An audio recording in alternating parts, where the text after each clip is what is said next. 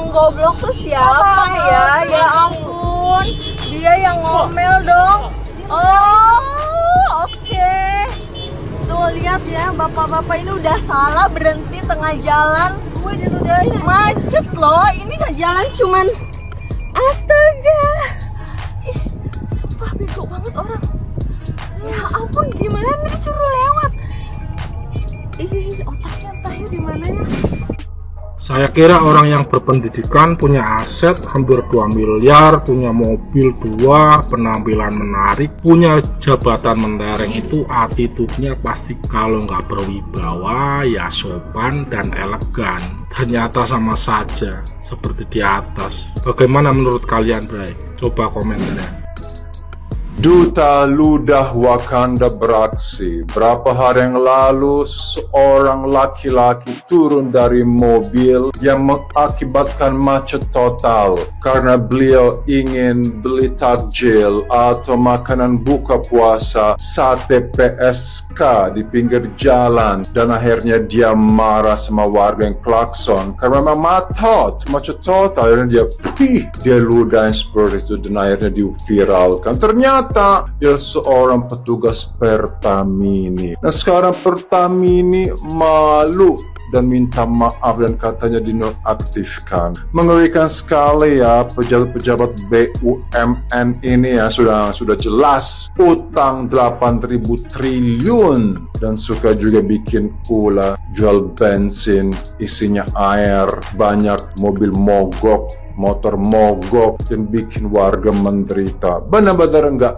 tahu malu. Kalau saya udah jelas dari dulu, isi bensin Shell, BP, British Petroleum, dan juga Petronas, saya tidak mau isi Pertamini karena mini banget ya. Saya tidak percaya karena saya tidak percaya Wakanda, karena kalau nggak nipu nggak puas ya. Jadi sekarang mau minta maaf. Kenapa mau minta maaf?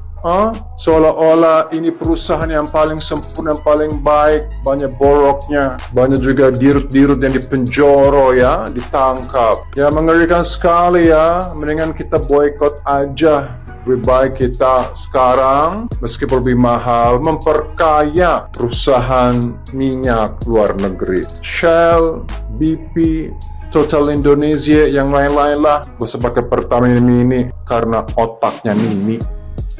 Nah, buat teman-teman yang belum tahu ceritanya, itu adalah abang-abang yang kemarin viral di sosial media karena meludah. Cerita singkatnya itu, dia ini parkir sembarangan dan mau beli gorengan. Akhirnya adalah mobil di belakangnya mau lewat gitu kan, dikelakson lah. Abang ini bukannya malah memindahkan mobilnya, malah dia marah-marah terus meludah. Akhirnya viral di sosial media. Nah, bukan netizen Indonesia namanya kalau nggak bisa mengorek kehidupan pribadinya dari SD sampai SMA bahkan kuliahnya, akhirnya tersebar di sosial media. Dan ternyata dia ini adalah salah satu pegawai di Pertamina dan punya posisi yang bagus sih, luar biasa. Bahkan yang terakhir bahwa netizen sampai mengorek LHKPN-nya atau hartanya gitu. Memang luar biasa. Jadi gara-gara ludah akhirnya semua terkorek ya. Tapi dia sudah minta maaf. Semoga kita terhindar dari yang seperti ini. Jadi kita tidak boleh langsung emosi, oke? Lagi viral kemarin telah ditemukan alpaka berjenis kelamin cowok di daerah Jakarta. Jadi ceritanya alpaka ini lagi beli takjil, tapi dia parkir mobil sembarangan di tengah jalan. Alhasil jalanan pun macet. Dan ketika alpaka ini ditegur, dia malah marah dan akhirnya ngeludah orang yang negur dia. Kan lucu banget ya, ketika ditegur udah tahu salah, malah ngeludah. Gue jujur bingung cuy, kenapa sih SDM rendah di Indonesia hobi banget ngeludah. Yang kemarin di Singapura konsernya Bruno Mars ngeludah, yang ini lagi di daerah Jakarta ngeludah juga. Kayaknya emang SDM rendah ini hobi banget ngeludah cuy. Kayaknya ngeludah itu jurus ultinya alpaka-alpaka ini loh. Dan feeling gue ludahnya mereka mengandung asam asid atau air keras yang kalau misalnya lu kena dikit kulit lu langsung meleleh, kebakar. Kalau lu ngeludahnya pas malam-malam oke lah, enak lah. Tapi ini ngeludahnya pas siang-siang, aneh. Ada satu kasus viral yang belakangan ini lagi heboh tentang seorang pemuda ternyata bekerja di Pertamina, di kilang Pertamina Internasional, yang kemudian ternyata memberhentikan mobilnya sembarangan 2 kali, malah udah diperingatkan, terakhir malah dia keluar dari mobilnya tanpa mempedulikan lalu lintas yang sedang rame-rame, dan dia memacetkan lalu lintas dengan parkiran mobilnya yang sembarangan. Dan lebih parahnya lagi, ketika dia turun, dia nggak mempedulikan orang yang memberikan nasihat kepada dia, malah meludah. Dan semua ini terekam. Yang parah adalah ini kemudian menjadi viral sehingga dia sendiri harus minta maaf. Lebih parahnya lagi adalah dia kemudian diberhentikan dari posisinya saat ini sebagai asisten manajer crude oil domestic supply. So, ini jadi pembelajaran bagus buat kita. Artinya apa? Hal yang paling gampang dan paling mudah adalah di dalam ranah publik, di dalam situasi di mana ada keramaian. Ingat loh, sekarang ini semua orang punya yang namanya handphone, dan semua orang bisa merekam tindakan dan perilaku kita. Jadi dalam hal ini, bayangkanlah, CCTV ada di mana-mana, orang-orang bisa merekam apa yang kita lakukan, apa yang kita katakan. Jadi kita harus berhati-hati dan kita harus waspada. Bayangkanlah seandainya perkataan kita, sikap kita, tindakan kita itu direkam dan kemudian diviralkan, apa jadinya. So itu sebenarnya menjadi sebuah catatan peringatan juga buat kita. Yang juga jadi catatan buat kita adalah memikirkan kalau kita mengatakan sesuatu, menyikap sesuatu, pasti sebenarnya dampak dan akibat dari tindakan kita. Inilah yang dalam kecerdasan emosional disebut dengan consequential thinking.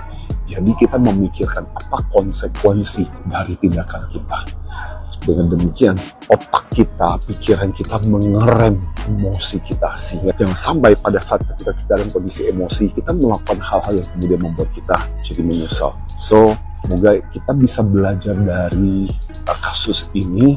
Mungkin ini terjadi pada di orang lain kali ini, tapi bisa juga kan suatu ketika mungkin kita yang mengalaminya. Dan dari situ kita bisa selalu berhati-hati dan waspada dan belajar dari kasus-kasus seperti ini.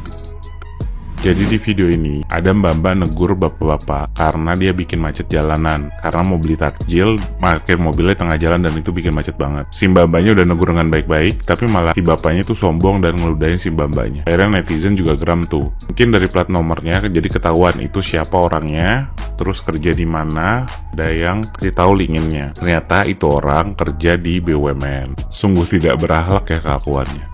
Tidak sesuai value-nya BUMN. Karena udah ketahuan itu kerja di mana. Banyak netizen yang mention perusahaannya, bahkan sampai Pak Menteri BUMN di-mention.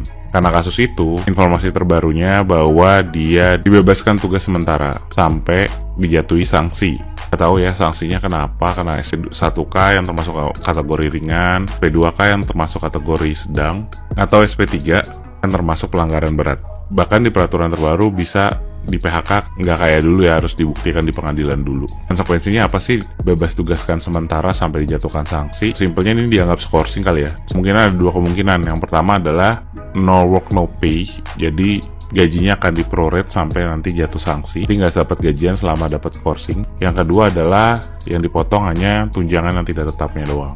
Gaji pokok sama tunjangan tetapnya tetap masuk. Itu balik lagi sih sama aturan perusahaan seperti apa detailnya, karena itu udah fakultatif banget kan. Tapi emang ribet sih ya doxing di media sosial ini. Ya dia juga salah sih, diingetin baik-baik malah ngeludahin ya. Kalau menurut kalian cocoknya si bapak itu dapat SP1 kah, SP2, SP3 atau langsung di PHK?